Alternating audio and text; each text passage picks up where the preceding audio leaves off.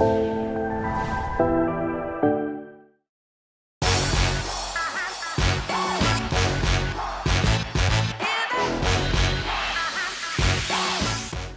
everyone, my name is Miriam Cruz and today I am doing this interview for Que Onda Magazine. I am honored to be here with the mayor of the city of Houston, Mr. Sylvester Turner, and Que Onda Magazine appreciates that Mr. Turner participates in this special edition since we celebrate Black History Month. Mayor Turner, thank you so much for your time. It's been an honor to be here. How are you? I am doing wonderful. It's February. Yes. And look, it's been we've come through 2020, and now we're in 21, and I'm looking forward to 2021. I know. So I would like to ask you some questions. Sure. You can ask me anything. All my notes here. Mayor Turner, what has been the most rewarding aspect of serving as a Houston's mayor?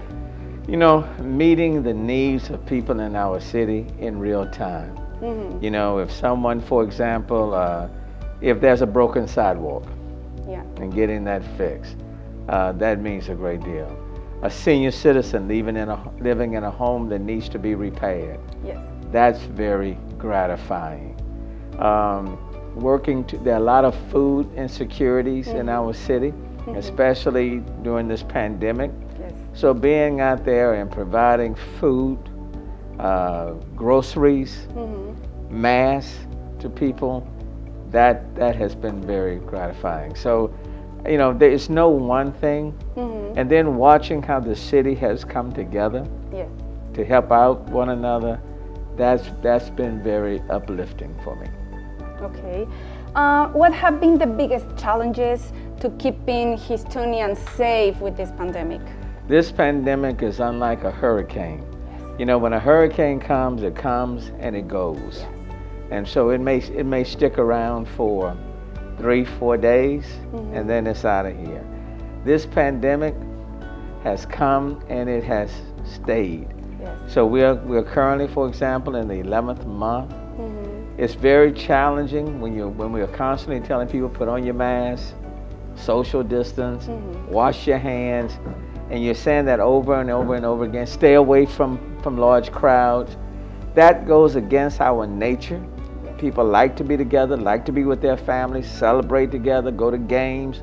So it's been very challenging just to keep people mindful of the fact that what we did 10 months ago, we still need to do right now.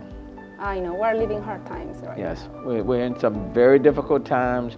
A lot of people have contracted the virus, and a lot of people have died from this virus. Yes. How do you plan to improve access to the coronavirus vaccines to all the Houston residents? You know, we're gonna learn from what happened during the testing. It was, you know, we told people to get a test, but it was important for us to set up testing sites throughout the community. So we used a lot of the Houston Community College sites, you know, that are located throughout the city.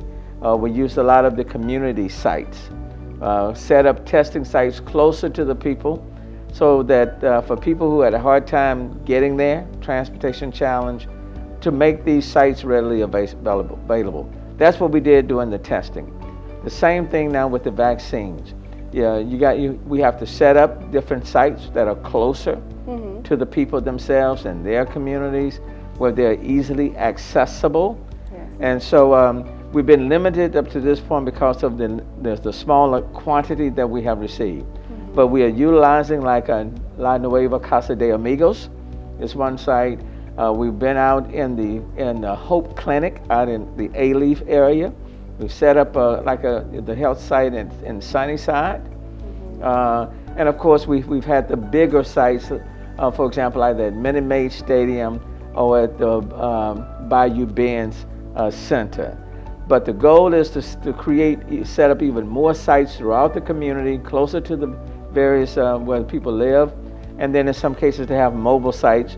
And then for some people who are homebound, they can't leave their homes, the health department we'll also go to people's homes and give them the shots.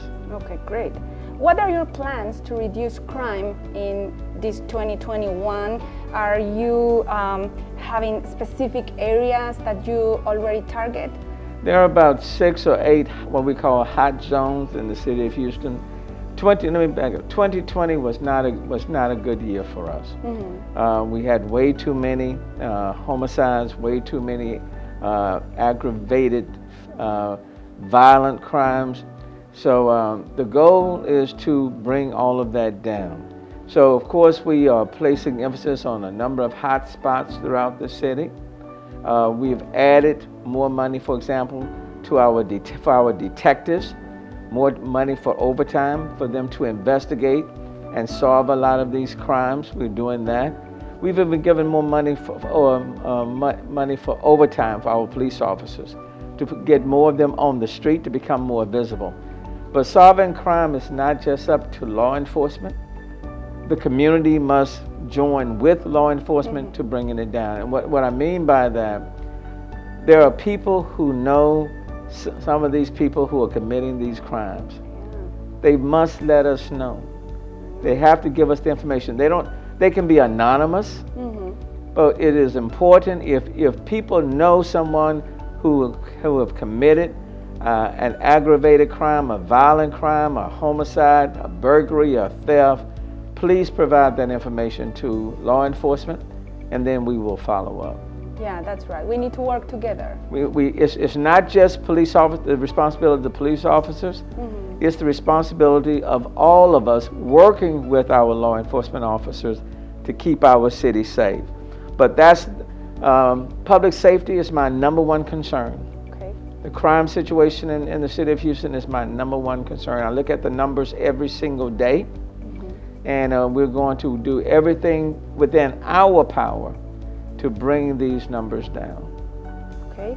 Does your office have any new initiatives that will support and benefit the Hispanic community? Well, if we just start with the pandemic, this virus has had a disproportional impact on communities of color, the Hispanic community in particular. Right. Every single day when I look at the number of people who are impacted by this virus, who have died from this virus, a large number of that, a large percentage are Hispanics, okay, of all ages, not just seniors, right, but people in their 50s, people in their 40s, people in their 30s. Because for many people in the Hispanic community, they're on the front line. Yes. Okay, they're having to work. They don't have the benefit of social distancing or working remotely from home. So they're out there on the front line. So many of our programs, our strategies, are geared specifically to the Hispanic community. Testing, we get more of these vaccines. We really need to be making sure that vaccines are put in the arms of people in the Hispanic community. So that's critically important. And then of course, when it comes to economic opportunities, this is important for the dollars that we spend to be spent with Hispanic businesses, being very supportive. Many of the things when we talk about rental assistance, okay? It's important for the rental assistance that we provide to make sure that many people within the Hispanic community are benefiting from our rental assistance programs. Okay. How is your partnership with the Harris County Judge, Lina Hidalgo? How would you describe what makes it work? Well, number one, there's a high level of respect that we have for each other. We get along very well. We have worked well together, whether it has been a storm, okay, whether it's been this pandemic, okay. Our politics very much align, with one another. She's very capable, competent, smart, okay. So it's a very healthy, strong relationship between the county judge and myself. Okay. I'm proud to serve with her, and I think she would probably say the same about me. I'm sure of that. We have a new president, so Yes. I need to ask you, how do you think that the new administration with the President Joe Biden will impact in the city of Houston? I think it would be very positive. Number one, I'm glad we have a new president. Okay, I'm glad the other one is gone.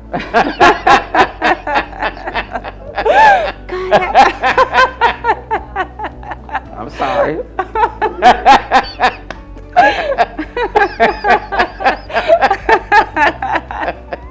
But I digress. But no, I'm looking forward to working with President Biden and Vice President Harris.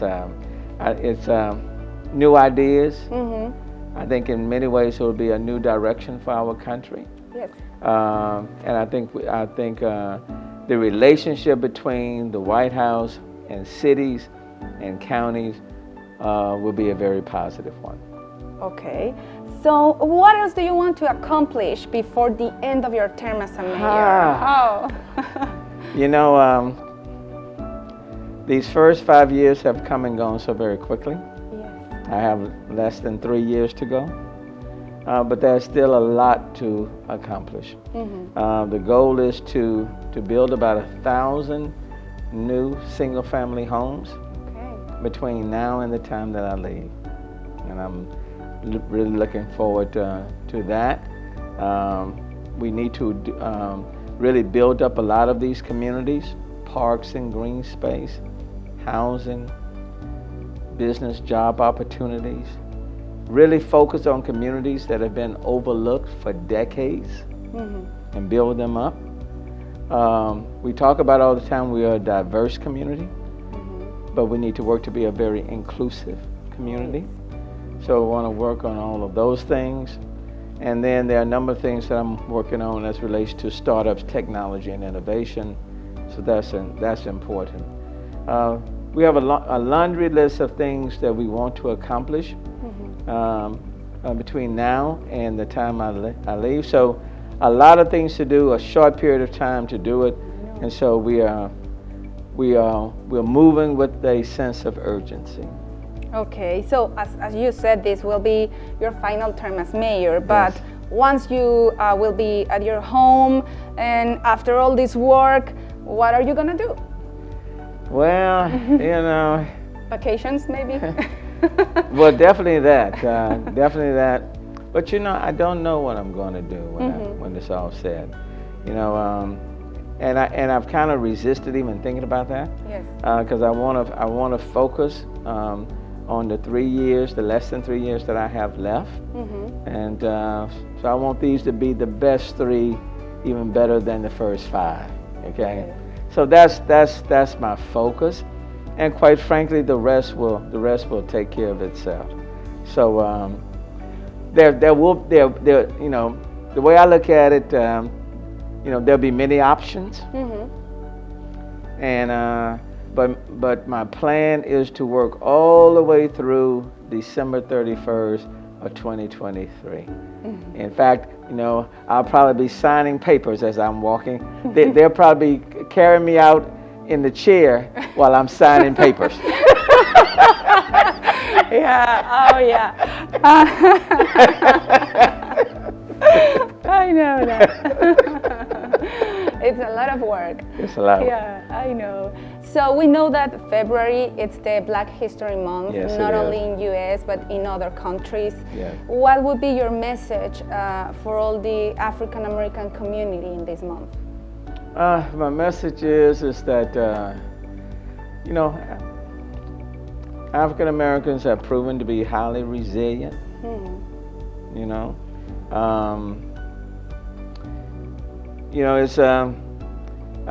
We've come a long way. Still have a long way to go.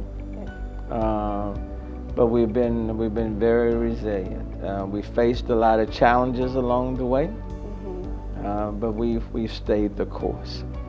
Dream big. My mom would always say, "Dream big." Okay, and don't look for excuses. Just make it happen. Okay. So we have a lot. We've given a lot to this country, and so when I look back, you know, a lot of great people preceded me, but the baton has now been passed to me. So I've got to run my race as fast and as hard as I can, and then I'll pass the baton to somebody else, and then we'll move from there. So this is Black History Month. What I would say, whether we celebrate Black History Month or Hispanic Heritage Month, quite frankly, it's Black History Month every single day of every single month. You know, because whether you're Hispanic, whether you're African American, whether you're an Asian, we are a part of the fabric of this country. You cannot separate that diversity out without the fabric coming apart. Of course. So it's important for us to celebrate everybody's history and everybody's culture. And what I would say to African Americans is be grateful to where we are. And now it's important for, if you're alive today, to make a contribution that will benefit someone else tomorrow. Okay. Thank you, Mayor Turner. It's been an honor for us to be here with you. Que Onda Magazine appreciates your time, as always. Thank you so much. And this is Miriam Cruz. Thank you for watching, and see you next time.